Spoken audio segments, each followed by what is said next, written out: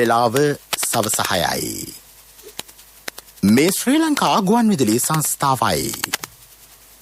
මෙන්න ප්‍රවෘත්ති. සංස්කරණය නිශාන් තුෂාර, ප්‍රකාශය ගයන් කෞශල් ජයවීර. ගම්මන් පෙළට එරෙහි විශ්වාසභංග යෝජනාව වැඩි ඡන්ද 91කින් පරාජයට පත්වෙයි. ගුරුවරුන්ගෙන් 27%කට කොවිඩ් එන්නත ලබා දී අවසන්. පාසල් විවෘත කොට ඔක්තෝබර් වන විට විෂය නිර්දේශ ආවරණය කිරීමේ සැලැස්මක්. උතුරු සහ නැගෙනහිර දරුවන්ගේ ඉගෙනීමේ කටයුතු අඛණ්ඩව. දකුණේ ගුරුවරුන් වර්ජනයක. ගෑස් හිඟයක් ඇති නොවන බව අවධාරණය කෙරේ. ලීටර් 18 ගෑස් සිලින්ඩරය රුපියල් 1150කට. රිෂාඩන් බදියුදීන් මන්ත්‍රීවරයාගේ නිවසේ සිටි දැරියට සාධාරණය ඉටු කරන්නයි උද්ඝෝෂණ. පාස්කු දින ප්‍රහාරය සම්බන්ධයෙන් චෝදනා එල්ලවනු ඇතැයි සැකකර කලින්ම නීතිඥ සහාය ලබාගත් දේශපාලඥයන් සහ නිලධාරීන් පිරිසක් සම්බන්ධයෙන් තොරතුරු හෙළිවෙයි. ජනාධිපතිවරණයට දින කිහිපයකට පෙර අලි 7 දෙනෙකු මේ යාම පිළිබඳ පරීක්ෂණ වාර්තාව ඉදිරි සති දෙකේදී අධිකරණයට. එක්සත් ජාතීන්ගේ සංවිධානයට වැඩිම සාමසාධක බටයන් දකුණු ආසියාවෙන්. චහල් ශ්‍රී ලංකා මුල් පෙළ කඩා තමයි. අමාත්‍ය උදය ගම්මන්පිල මහතාට එරෙහිව සමගි ජනබලවේගය ඇතුළු විපක්ෂයේ ගෙනා විශ්වාසභංග යෝජනාව වැඩි ඡන්ද 91කින් පරාජයට පත්විය. යෝජනාවට විරුද්ධව ඡන්ද 152ක් ලැබුණු අතර පක්ෂව ලැබුණේ ඡන්ද 61ක් පමණි. ඒ අනුව යෝජනාව 3/2ක වැඩි ඡන්දයකින් පරාජයට පත් කරමින් ආණ්ඩුව සිය ශක්තිය පෙන්වීමට සමත් විය. මෙහිදී අමාත්‍ය උදය ගම්මන්පිල මහතා පැවසුවේ තෙල් මිල වැඩි කිරීමේදී විකල්පයක් ඉදිරිපත් කිරීමට විපක්ෂය අසමත් වූ බවයි. තෙල් අර්බුදයට විසඳුම් දීර්ඝකාලීන විසඳුම් වන අතර ඒ සඳහා රටට අවශ්‍ය නව තෙල් පිරිපහදු සැකසීමට පියවරගෙන ඇතැයි ඔහු පැවසිය. පසුගිය කාලේ ලෝක තෙල් මිල 10%කින් වැඩි වුවත් මෙරටේ මිල වැඩි කළේ නැත. මිල සූත්‍රයේ තිබුණේ නම් පෙට්‍රල් ලීටරයක් රුපියල් 179ක් හා ඩීසල් ලීටරයක් රුපියල් 134ක් දක්වා වැඩි වී ඇතැයි ගම්මන්පිල මහතා පෙන්වා දුන්නේය. මෙම විශ්වාසභංගය ආණ්ඩුවේ බලවත් සමගිය පෙන්වා දීමට ලැබුණු අවස්ථාවක් බව අමාත්‍ය විමල් වීරවංශ මහතා ප්‍රකාශ කළේය. ගම්මන්පිල මහතාට එරෙහිව විශ්වාසභංගය ගෙනාවේ එදා පාස්කු ප්‍රහාරයට සහාය දැක්වූ අය බව ඔහු වැඩිදුරටත් සඳහන් කළේය. තෙල් මිල අද වැඩි වුවත් තෙල් අඩු කරන අනාගතයක් වෙනුවෙන් රජය ක්‍රියා කරන බව වීරවංශ මහතා සඳහන් කළේය. විවාදයේදී පාර්ලිමේන්තු මන්ත්‍රී මෛත්‍රීපාල සිරිසේන මහතා පැවසුවේ ඉන්ධන මිල වැඩි නොකළ රජයක් නොමැති බවයි. සෑම ආණ්ඩුවක්ම ඉන්ධන මිල ප්‍රශ්නයට මුහුණ දී ඇත. මෙය ජාතික ප්‍රශ්නයක් ලෙස සලකා පොදු එකඟතාවයකින් දීර්ඝකාලීන වැඩපිළිවෙලක් සැකසිය යුතුය. සෑම රජයක්ම රාජ්‍ය බැංකුවලින් ණයගෙන ඇත. එමෙන්ම රටේ ජනතාව ගැන සැලකිලිමත් වී ආණ්ඩුව හා විපක්ෂය සාමූහික ප්‍රයත්නයකින් ක්‍රියා කළ යුතු බව ඔහු සඳහන් කළේය. පාර්ලිමේන්තු මන්ත්‍රී රනිල් වික්‍රමසිංහ මහතා විවාදයට එක්වෙමින් තෙල් මිලත් ආර්ථිකයත් දෙකම එකක් බව පැවසීය. තෙල් මිල නිසා රටේ ආර්ථික අර්බුදයක් මතුවී තිබේ. එම නිසා ආණ්ඩුවේ ඇමතිවරුන් සියල්ල මේට වගකිව යුතුය. තුමාගේ කතාවට ඇහුම්කන් දුන්නේ නැද්දි මට පෙවුන ආර්ථිකය ගැන නම් අපිට පරතරයක් තියෙනවා කියලා. ඒ වුණත් මම එකක් කියන්න ඕනේ. එතුමා මේ යෝජනාව ගැන කරපු විග්‍රහයක් නම් මමත් එකඟ වෙනවා. මං හිතන්නේ හිතලා මතලා තමයි මේ කරන්න තියෙන්නේ. අද මේක අපි ඉදිරිපත් කරලා තියෙන සාගර කාර්යවාසම් මන්ත්‍රීතුමා කිව්වේ කතාවක් උඩ කියලා. ඉතින් සාගර කාර්යවාසම් මන්ත්‍රීතුමා ඒක ඉල්ලා අස් කරගෙන තියෙනවා. දැන් එතන එතුමා නෑ. එතුමා වැරදක් කරන්න ඒ පක්ෂයට තීරණය කරන්න ඕනේ එතුමා අයින් කරන්නද නැද්ද කියලා. ඒක අපේ වැඩක් නෙමෙයි. එතුමා අයින් වෙලා දැන් මොකද? දැන් ඔක්කොම ඇමතුරු ඉන්න එකට එකතු වෙලා ඒකම ආණ්ඩුව සම්පූර්ණයෙන්ම ඉන්නවා බලය පෙන්වන්න. ඉතින් ඒ අවස්ථාවේ ඒ අභියෝගයට අපි මුහුණ දෙන්න ඕනේ. ඒ ඇමතුරු සියල්ලම මේකට ඇතුල් කළා. ඉතින් මම හිතනවා ඔබතුමා මේ ගැන හිතලා බලලා ඔබේ තීරණය ආපහු ඒ වගේම සංශෝධනය කරයි කියලා. පාර්ලිමේන්තු මන්ත්‍රී අනුර දිසානායක මහතා පැවසුවේ තෙල් සංස්ථාව රටේ ආර්ථිකයේ කේන්ද්‍රස්ථානයේ බවයි. එම නිසා තෙල් පිරිපහදුවේ ධාරිතාව වැඩි නොකර වර්තමානයේ පවතින තෙල් අර්බුදයට මුහුණ දිය නොහැක. අද පවතින තෙල් ප්‍රශ්නය දිගු කාලීන වශයෙන් ආණ්ඩුවලට ඇති ප්‍රශ්නයක් බව දිසානායක මහතා පෙන්වා දුන්නේය. විශේෂ මුදල් අමාත්‍ය ධූරේ බැසිල් රාජපක්ෂ දිවුරුම් දුන්නාම තෙල් මිල අඩු කරනවාය. ඔහු ලංකාවේ සිටියා නම් මේ වගේ දෙයක් වෙන්න සිද්ධ වෙන්නේ නැහැ කියලා ආණ්ඩු පක්ෂය තුළ සාකච්ඡාවක් ආවා. ඔන්න ඔය සාකච්ඡාවේ ඇත්ත ගත්තොත් අඥාන උද්දාමයකට ආවා මේ විශ්වාස භංග ඉදිරිපත් කරන අය. ඇත්ත ගත්තොත් මෝඩ උද්දාමය. හරිද? මේව ඇවිල්ලා ගරු කතානායකතුමනි දේශපාලනේ නෙවෙයි මීඩියා ඉවෙන්ට්. මීඩියා ඉවෙන්ට් විශ්වාස භංගය. ඒ කියන්නේ මේ රටේ දේශපාලන පිළිබඳ අවම හෝ චලනයන් පිළිබඳ හැඟීමක් දැනීමක් නොතිබුණු බව තමයි මේ පෙන්නුම් කරන්නේ. අමාත්‍ය නාමල් රාජපක්ෂ මහතා පැවසුවේ කිසිදු ආණ්ඩුවකට මුහුණ දීමට සිදු නොවූ වසංගත තත්වයකට වත්මන් ආණ්ඩුව මුහුණ දී ඇති බවයි. එහෙත් එම අභියෝගය හමුවේ රාජ්‍ය හා පුද්ගලිකාංශයේ රැකියා ආරක්ෂා කිරීමට රජයට හැකි වී ඇත. තෙල් මිලේ අභියෝගය ජය ගැනීමට විදේශ විනිමය අවශ්‍යව තිබේ.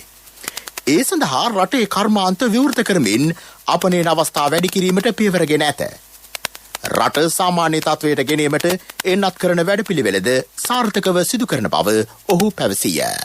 ඒ මිල සූත්‍රය අද තියෙන ලෝක වෙළඳ පොලේ මිල දැම්මම නම් ඔබතුමාලා හිතා ගන්න පුළුවන් ඒ මිල වැඩි වී. මම පෞද්ගලිකව අදටත් විශ්වාස කරනවා. ඒ ඔබතුමාලා එදා විශ්වාස කරපු දේ තමයි මිල සූත්‍රය. ඒ වගේම අද ගෝඨාභය රාජපක්ෂ ජනාධිපතිතුමාටත් මහින්ද රාජපක්ෂ අගමැතිතුමාගේ ආණ්ඩුවට මුහුණ පාන්න සිද්ධ වෙලා තියෙන්නේ ඔබ තමුන්නාන්සේලාගේ ජීවිත කාලෙවත් රනිල් වික්‍රමසිංහ හිටපු අගමැතිතුමාගේ දේශපාලන කාල සීමාවෙවත් මහින්ද රාජපක්ෂ මැතිතුමාගේ 50 වසරක දේශපාලනයවත් මුහුණ පාන්න සිදු නොවෙච්ච අභියෝගයක්. ඒ තමයි ගෝලීය වසංගතය. අපි LTT ක්‍රස්තවාදයත් එක්ක සටන් කරනකොට ඒක ලංකාවේ ඇතුලේ නැගිට ක්‍රස්තවාදී අරගලයක්. අපිට උදව් කරන රටවල් හිටියා. ලෝකයේ දැවැන්ත ආර්ථික කලාපීය රටවල් වල ආර්ථික ශක්තිමත් වෙනකොට ඒ අපිට උදව් කරා. හැබැයි අද අපි මතක තබා ගත යුතු කාරණේ තමයි මේක ගෝලීය වසංගතයක්. මේ ගෝලීය වසංගතය තුල අපේ අසල්වාසී රටවල් දිනෙන් දින මරණ සංඛ්‍යාව වැඩි වෙනවා. යුරෝපයේ වැහිලා, ඇමරිකාවේ මරණ සංඛ්‍යාව වැඩි වෙනවා. ලෝකයේ තෙල් මිල බලන් ඉදි වැඩි වෙනවා. අනිත් පැත්තෙන් ඒ වසංගතයේ ආරම්භයේදී මොකද උනේ? තෙල් මිල බිමටම වැටෙනවා. තාක්ෂණාංශයේ මිල ඉහළට යනවා. මේක පසු කාලෙම මොකද්ද වෙන්නේ?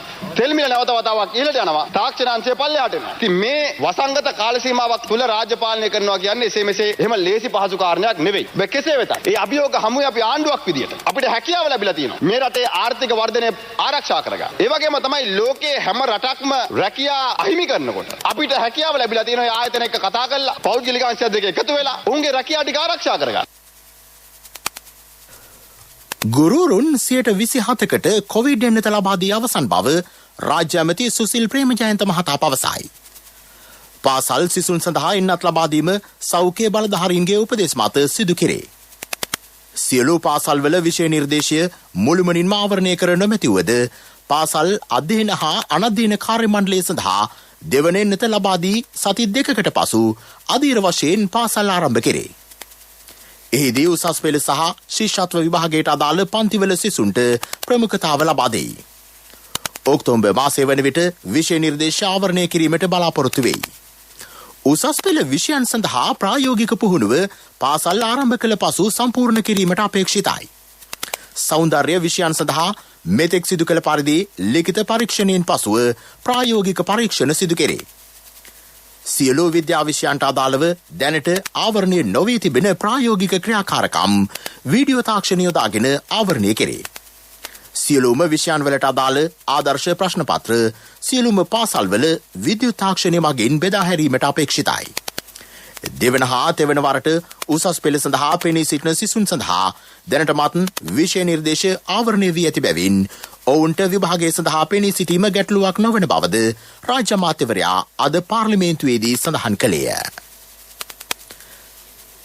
දකුණේ පාසල්වල ගුරුවරුන් මාර්ගගත අධ්‍යයන කටයුතු වලින් ඉවත් වී දරුවන් අතරමං කොට උද්ඝෝෂණවල යෙදී සිටියත් උතුරේ සෑම පාසලකම අධ්‍යයන කටයුතු අඛණ්ඩව සිදු කෙරෙන බව වාර්තා වේ.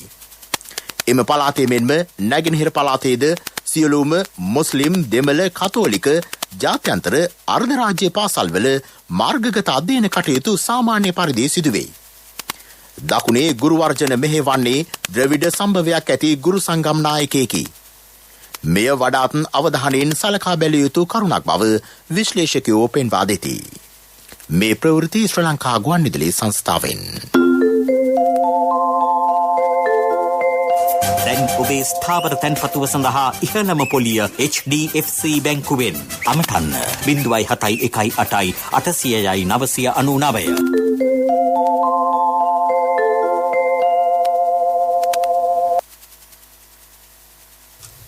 ආන්දෝලනයට තුඩුදී ඇති රිෂාඩ් බදියුදීන් මන්ත්‍රීවරයාගේ නිවසේ සිටි දැරියගේ මරණය සම්බන්ධයෙන් කම්කරු දෙපාර්තමේන්තුවද විමර්ශනයක් ආරම්භ ඇත. ඇයව මෙහෙකාරකමට බඳවාගෙන ඇත්තේ වයස අවුරුදු 16ට අඩු වයසින් දැයි සොයා බැලීම අරමුණයි. ඒ සඳහා කම්කරු දෙපාර්තමේන්තුවේ හැටන් කාර්යාලය හරහා දරුවාගේ උපැන්න සහතිකය ලබා ගැනීමට ක්‍රියා කෙරේ. බදියුදීන් මහතාගේ බිරිඳ ඇතුළුව නිවසේ සිටි අනෙකුත් අයගෙන් කටඋත්තර ගන්නා බව දෙපාර්තමේන්තුවේ කාන්තා හා ළමා කටයුතු කොමසාරිස් දීප්ති සුමනසේන මහත්මිය පැවසුවාය. මෙම දැරිය අවුරුදු 16ට අඩු වයසකදී මෙම නිවසට පැමිණ ඇති බවට චෝදනා එල්ල වී තිබේ. එසේ වුවහොත් පවතින නීති යටතේ ක්‍රියා කරන බව ඇය කියයි. මේ අතර නුවරඑළිය හැටන් ඩයගම සහ රිෂාඩ් බදියුදීන් මහතාගේ කොළඹ නිවස ඉදිරිපිටද දැරියට සාධාරණ ඉටු කරන ලෙස ඉල්ලා උද්ඝෝෂණ ව්‍යාපාර සංවිධානය කර තිබුණේ. වසරකට ළමා අපයෝජන පැමිණිලි 8500ක් ලැබෙන බව කාන්තා හා ළමා රක්ෂණාධිකාරියේ සභාපති මහාචාර්ය මුදිත විධානපතිරණ මහතා පවසයි. බාලවයස්කාර දරුවන්ට සිදුවන ලිංගික අපයෝජන සම්බන්ධයෙන් මේ දිනවල විශාල කතාබහක් ඇති වී තිබේ. එවැනි අවස්ථාවක ජනතාව දැනුවත් විය යුතුය. කෙසේ වුවත් දකුණු ආසියාතික රටවල් අතරින් ඉන්දියාව මාලදිවයින සහ බංග්ලාදේශයේ විශාල වශයෙන් ළමා අපචාර වාර්තා වන බව නියෝජ්‍ය පොලිස්පති අජිත් රෝහණ මහතා පවසයි. ඊට සාපේක්ෂව ශ්‍රී ලංකාවේ අඩුය. දරුවෙකු අපයෝජනයට ලක් වී ඇතනම් හෝ ඒ සඳහා පෙළඹවීමක් ඇතනම් 19-29 අංකයට දැනුම් දිය හැකිය. දරුවන්ට සිදුවන අතවර සම්බන්ධයෙන් ෂණික තොරතුරු දැනුම් දීමට ශ්‍රී ලංකා ටෙලිකොම් ආයතනය සමග විශේෂ පද්ධතියක් මේ මාසයේදී සකස් කෙරේ.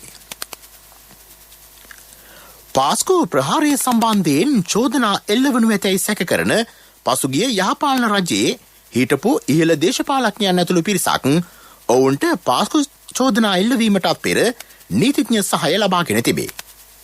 පාස්කු කොමිසම හමුවේ ප්‍රකාශ ලබා දීමට පැමිණි කිහිප දෙනෙකු ඔවුන්ට චෝදනා එල්ලවනු ඇතැයි සැක කර මෙසේ නීතිඥවරුන් සමග ඒ පිළිබඳව සාකච්ඡා කර ඇති බව ආරංචි මාර්ග සඳහන් කරයි. මෙරට ජාතික ආරක්ෂාව සම්පූර්ණයෙන්ම තහවුරු කළ රාජ්‍යයක් 2015 දී බාරගත් යහපාලන රජය 2019 පාස්කු ප්‍රහාරය වැනි දරුණු ප්‍රහාරයක් එල්ලවීම දක්වා ජාතික ආරක්ෂාව නොසලකා හැර තිබුණි. ඒ සම්බන්ධයෙන් එවක රජයේ ප්‍රධානීන් විවිධ ආරක්ෂක කටයුතු භාරව සිටි පිරිස් පමණක් නොව පාස්කු ප්‍රහාරය එල්ලවන බවට තොරතුරු දැන සිටි පුද්ගලයන්ද පාස්කු කොමිසම හමුවේ ප්‍රකාශ ලබා ගැනීමට කැඳවා තිබුණි. මේ වන විට එම කොමිසන් වාර්තාව අදාළ නඩු පැවරීම සඳහා නීතිපති වෙත යවා ඇත. මෙහිදී වගකීම් පැහැරහැරි විශාල පිරිසකට චෝදනා එල්ල වී ඇත.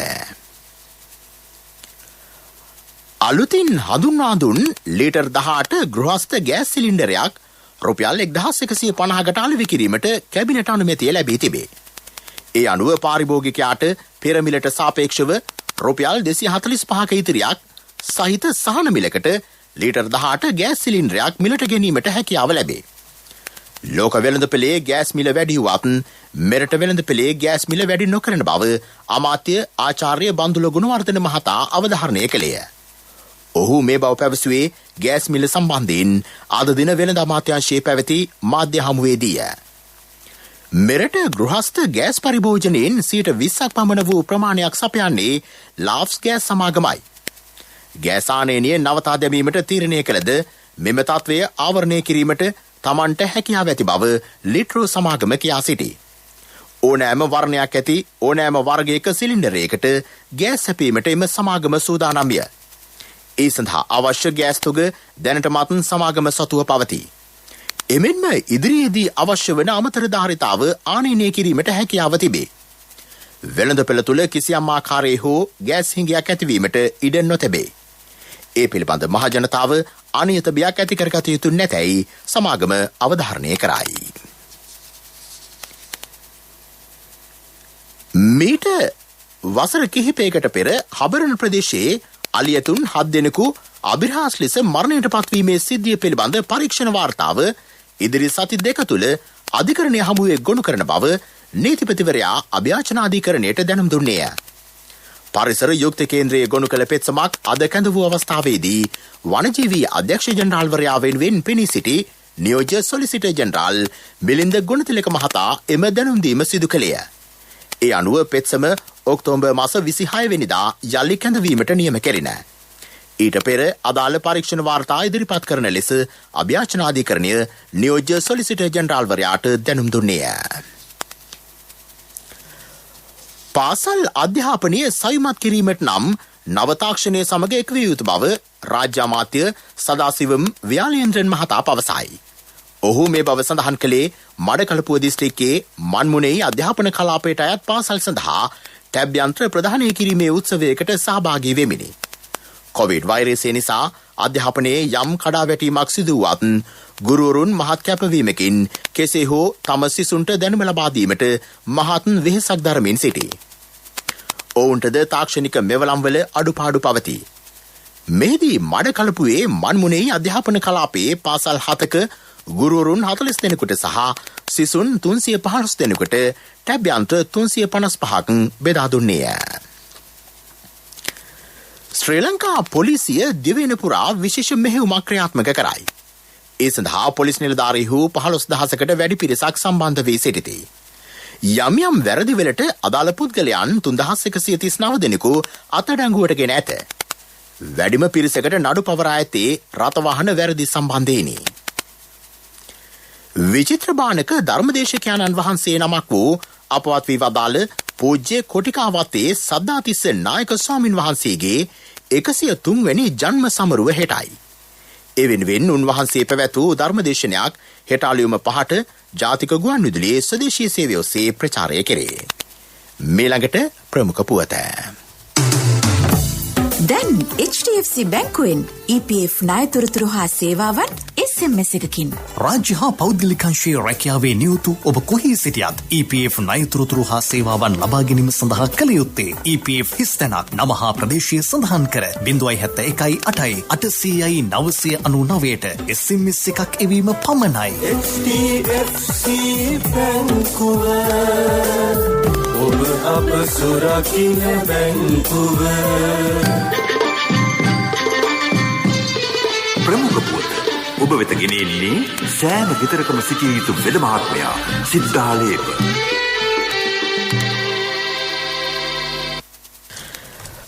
ගම සමග පිළිසඳර වැඩසටහන් මාලාව යටතේ මිමුරේ පැවති වැඩසටහනේ ජනතාව ඉදිරිපත් කළ ගැටලු වලින් 50%කට විසඳුම් ලබා දී ඇති බව මහනුවර දිස්ත්‍රික් ලේකම් චන්දන තෙන්නකෝන් මහතා පවසයි. මෙම වැඩසටහන් මාලාවේ මහනුවර දිස්ත්‍රික් වැඩසටහන උඩුනුවර ප්‍රාදේශීය ලේකම් කොට්ටාශයේ මීමුරේ ගම්මානයේදී ජනාධිපති ගෝඨාභය රාජපක්ෂ මැතිතුමාගේ ප්‍රධානත්වයෙන් පැවැත්වින.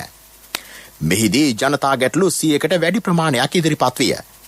ඒ අනුව මාර්ග අධ්‍යාපන ජල සම්පාදන ඉඩම් බලපත්‍ර සෞඛ්‍ය යන ඉතිරි ගැටලු වලට විසඳුම් ලබා දෙමින් පවතින බව ඒ මහතා වැඩිදුරටත් පැවසිය.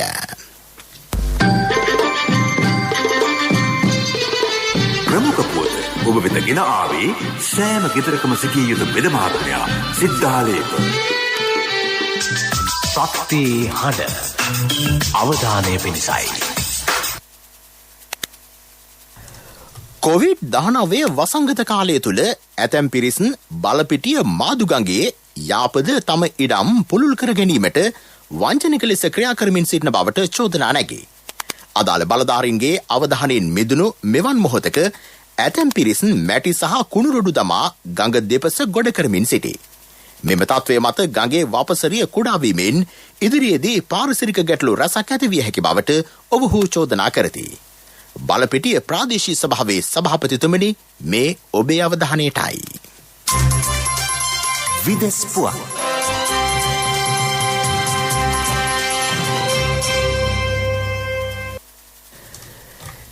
එක්සත් ජාතීන්ගේ සාමසාධක හමුදාවට වැඩිම බටයන් සංඛ්‍යාවක් සැපයෝ පළමු රටවල් තුනම දකුණු ආසියාවට අයත් වේ. ඒ අනුව වැඩිම බටයන් සංඛ්‍යාවක් එක්කර ඇත්තේ බංග්ලාදේශයයි. දෙවනුව නේපාලයයි.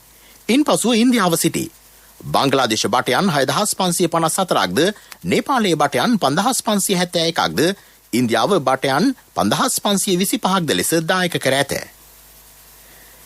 ඊශ්‍රායල සයිබර් නිරීක්ෂණ සමාගමක් සකස් කළ ඔත්තු මෘදුකාංග වැඩසටහනක් ලෝපුරා මාධ්‍යවේදීන් සහ මානව හිමිකම් ක්‍රියාකාරීන්ගෙන් තොරතුරු රැස් කිරීම සඳහා යොදාගෙන ඇති බව විදේශ මාධ්‍ය පවසයි.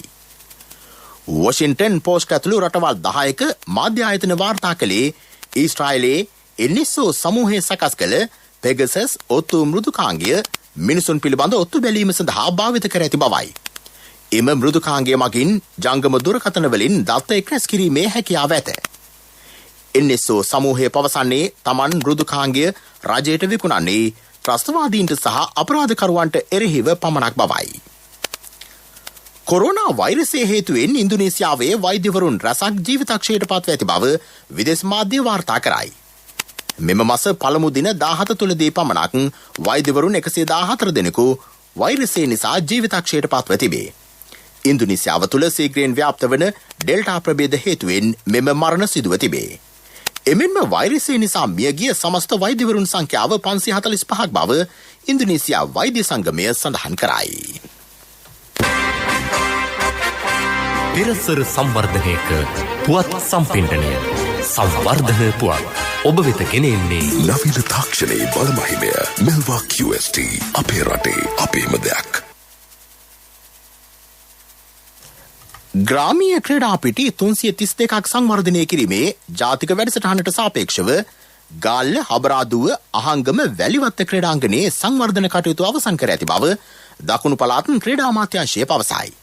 ඒ සඳහා රුපියල් මිලියන 1.5ක මුදලක් වැය කර තිබේ. දිවා රාත්‍රී ක්‍රීඩා කළ හැකි පරිදි අංග සම්පූර්ණව සංවර්ධන කටයුතු සිදු කර ඇති බව එම අමාත්‍යාංශය වැඩිදුරටත් පවසයි.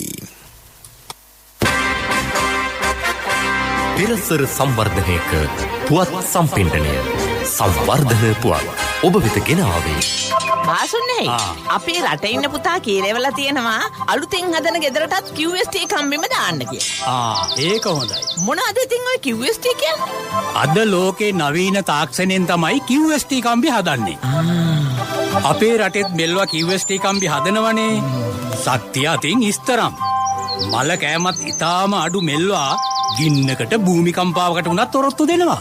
නවීන තාක්ෂණයේ බලමහිමය මෙල්වා QST අපේ රටේ අපේම දෙයක්. ක්‍රීඩා පුවත්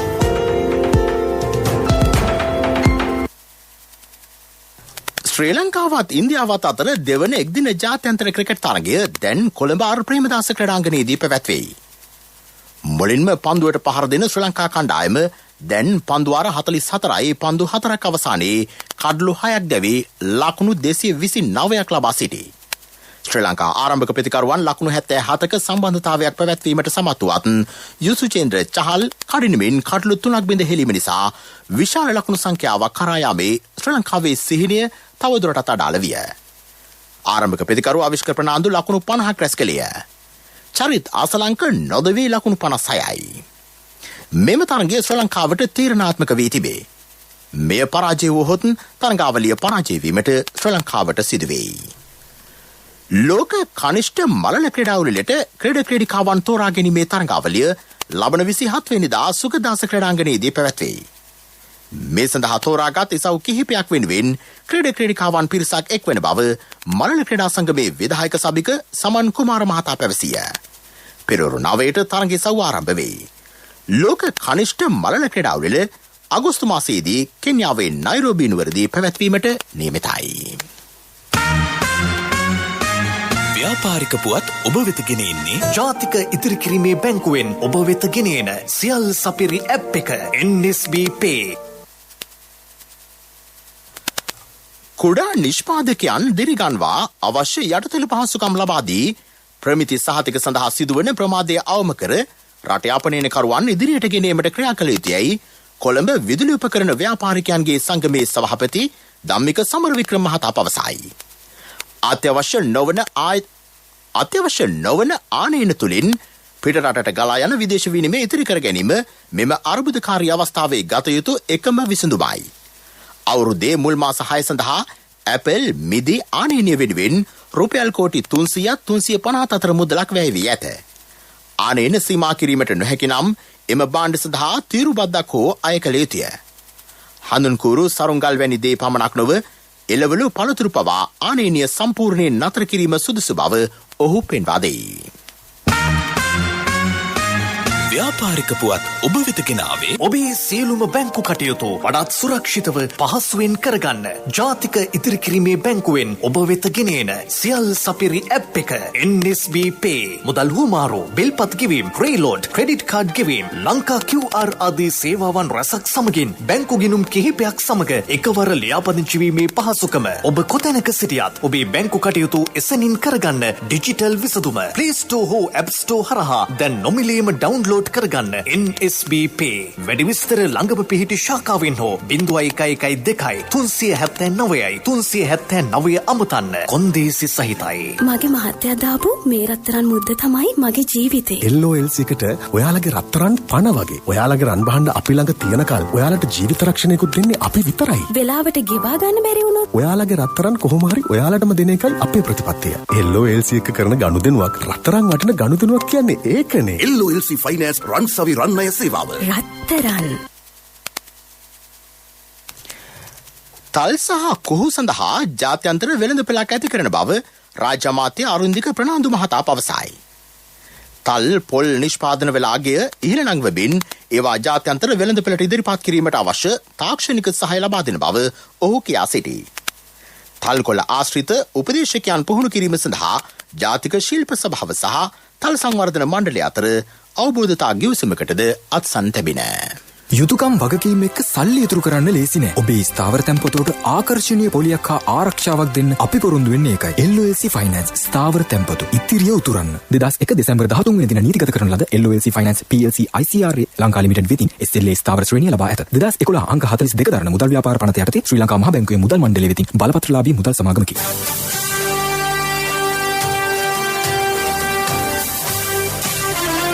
කාලගුණ වාර්තාව ඔබ වෙත ගෙන එන්නේ සයුරු දීවර කාලගුණ තොරතුරු සේවාව ඔබගේ ප්‍රදේශයට අදාළ කාලගුණ තොරතුරු නොමිලේ එසැනින් ඔබේ ඩයලොග් දුරකථනයට 828 අමතා ලියාපදිංචි වන්න.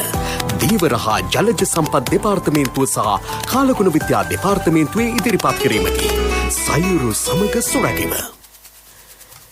යාල සිට හම්බන්තොට හරහා පොතුවිල් දක්වා වන ගැඹුරු සහ නොගැඹුරු මුහුදු ප්‍රදේශවල සුළඟේ වේගය විටින් විට පැයට කිලෝමීටර් 60 සිට 70 දක්වා ඉහළ යා හැකි බව කාලගුණ විද්‍යා දෙපාර්තමේන්තුව සඳහන් කරයි.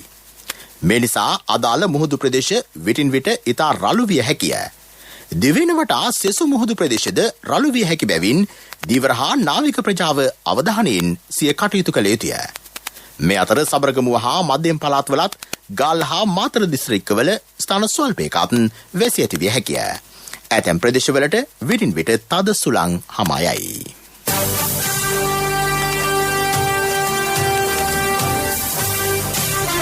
කාලගුණ වාර්තාව ඔබ වෙත ගෙන ආවේ සයුරු දීවර කාලගුණ තොරතුරු සේවාව ඔබගේ ප්‍රදේශයට අදාළ කාලගුණ තොරතුරු නොමිලේ එසැනින් ඔබේ ඩයලොග් දුරකථනයට 828 අමතා ලියාපදිංචි වන්න. දීවර හා ජලජ සම්පත් දෙපාර්තමේන්තුව සහ කාලගුණ විද්‍යා දෙපාර්තමේන්තුවේ ඉදිරිපත් කිරීමකි. සයුරු සමග සොරැකීම. ප්‍රවෘත්ති අවසන් කිරීමට යලි සිරස්තල. ගම්මන් පිලට එරෙහි විශ්වාසභංගය වැඩි ඡන්ද 91කින් පරාජය වෙයි. ආණ්ඩුවට 3/2ක ජයක්. ගුරුවරුන්ගෙන් 27%කට කොවිඩ් එන්නත ලබා දී අවසන්. පාසල් විවෘත කොට ඔක්තෝබර් වන විට විෂය නිර්දේශය ආවරණය කිරීමේ සැලැස්මක්. උතුරු සහ නැගෙනහිර දරුවන්ගේ ඉගෙනීමේ කටයුතු අඛණ්ඩව. දකුණේ ගුරුවරුන් වර්ජනයක. ගෑස් හිඟයක් ඇති නොවන බව අවධාරණය කෙරේ. ලීටර් 18 ගෑස් සිලින්ඩරය රුපියල් 1150කට. රිෂාඩ් බදියුදීන් මන්ත්‍රීවරයාගේ නිවසේ සිටි දැරියට සාධාරණීයටු කරන්නයි උද්ඝෝෂණ. පාස්කු දින ප්‍රහාරය සම්බන්ධයෙන් චෝදනා එල්ලවනු ඇතැයි සැකකර කලින්ම නීතිඥ සහාය ලබාගත් දේශපාලඥයන් සහ නිලධාරීන් පිරිසක් සම්බන්ධයෙන් තොරතුරු හෙළිවෙයි. ජනාධිපතිවරණයට දින කිහිපයකට පෙර අලි 7 දෙනෙකු මේ යාම පිළිබඳ පරීක්ෂණ වාර්තාව ඉදිරි සති දෙකේදී අධිකරණයට. එක්සත් ජාතීන්ගේ සංවිධානයට වැඩිම සාමසාධක බටයන් දකුණු ආසියාවෙන්. චහල් ශ්‍රී ලංකා මුල් පෙළ කඩා දමයි. අපගේ මෙම ප්‍රවෘත්ති ප්‍රකාශයට www.slbc.lk වෙබ් අඩවිය ඔස්සේද සවන් දිය හැකිය. මීළඟ ප්‍රධාන ප්‍රවෘත්ති ප්‍රකාශය රාත්‍රී 9ට. ප්‍රවෘත්ති ඉන් සමාප්තයි.